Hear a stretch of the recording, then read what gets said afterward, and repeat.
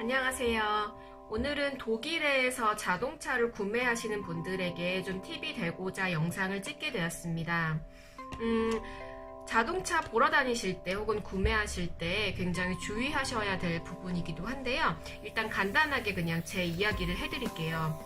저는 독일에서 운전면허를 땄고 그다음 중고차를 살 예정이어서 중고차 딜러들을 몇 번 방문을 했어요. 그래서 거의 저는 5군데 이상을 방문을 했고 갈 때마다 그 프로베파트 시승을 했는데요.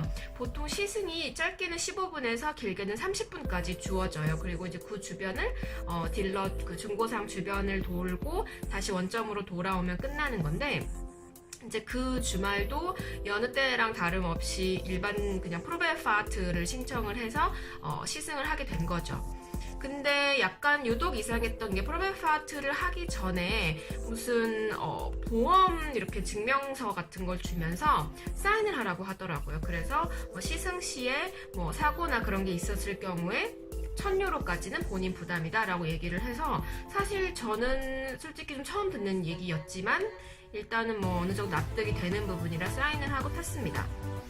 그리고 시승이 잘 끝났고 다른 차를 보려고 했는데 일단 딜러가 너무 바빠가지고 결국은 딜러랑 얘기를 다시 못하고 전 다음 일정이 있어서 또 그 자리를 뜨게 되었는데요.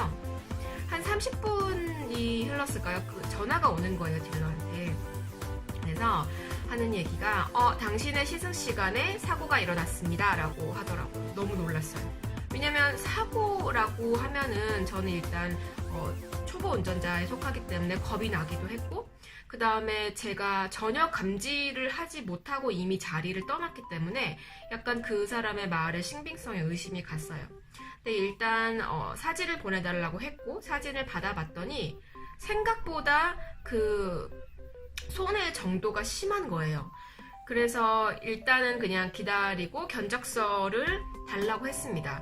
그리고 기다리는 동안에 너무 이상한 거예요. 왜냐하면 그 정도 손해면 앞범퍼랑 그 아래 큰 범퍼가 다 떨어졌더라고요.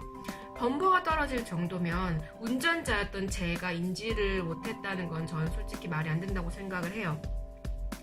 그래서 이상하다. 일단 견적서를 받아는 보자 해서 기다렸는데 견적서가 독일에서 운전하신 분들은 튀프 기관 아실 거예요. 그 기술 여러 가지 테스트하고 운전면허 시험도 하고 주행 연습도 시켜주고 하는 그런 일종의 관청인데 5,000유로짜리 견적서를 띄워왔더라고요. 그러면서 원래는 5,000유로인데 네가 보험에 들었으니까 네가 부담해야 되는 건 1,000유로다 라고 하는 거예요. 저는 사실 그 사고가 진짜로 제가 했다고 말씀을 드릴 수가 없는 게 제가 인지를 하지 못했어요. 여러분 범퍼가 떨어졌는데 운전자가 몰랐다는 것은 저는 그냥 초보 운전자로서도 상식적으로 말이 안 된다고 생각하거든요. 그래서 저는 일단 그 부분을 부인을 했고 제가 한 것에 대한 증빙을 요구를 했습니다. 그런데 이 딜러가 계속해서 당신의 시승 시간에 일어난 거니까 인정을 해라라는 식으로 우기더라고요. 그래서 제가 이 서류를 검토를 해보니까 그분이 이상 없이 차 반납함에도 사인을 한 거예요. 그럼 사실 명백히 모든 증거가 저는 아무 혐의가 없다는 것을 인정을 해주고 있는데 지금 우기는 거잖아요. 그래서 제가 법무팀을 찾아갔습니다. 법무팀에서도 서류를 검토하더니 사실 제가 명백하게 그 사고를 일으켰다라고 할 수 있는 증거는 단 하나도 없다라고 하더라고요. 근데 이제 여기서부터는 정말 싸움이 되기 시작하는 거예요. 딜러와 저와 딜러는 계속 우기고 저는 증빙을 가져와라 라고 하면서 말 그대로 정말 싸움이 시작된 건데 사실 고민을 좀 많이 했어요. 변호사를 고용할 생각도 했고 아니면 정말 그냥 내지 말고 있어 볼까? 아니면 경찰을 부를까? 정말 생각을 많이 했는데요. 일단 변호사를 고용을 하면 처음에 변호사 고용 비용이 들어가고요. 그 다음에 상담 비용이 또 들어가고요. 등등 해서 한 제 선에서 최하 500유로 정도가 나가게 되겠더라고요.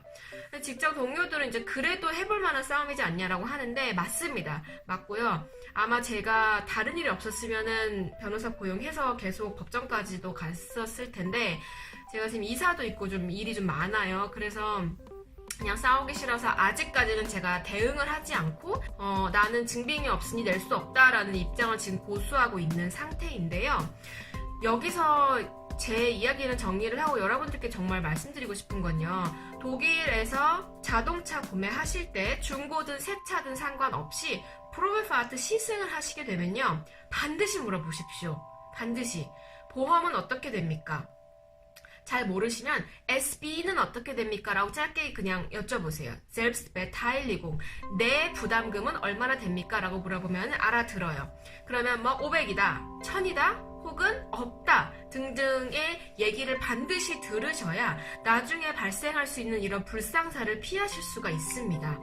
그리고 여러분, 만약에 딜러 쪽에서 어떤 보험 관련된 서류에 사인을 요구하면 사인을 하시는 건 여러분의 자유이지만 SB가 몇 유로인지 반드시 확인을 하시고요.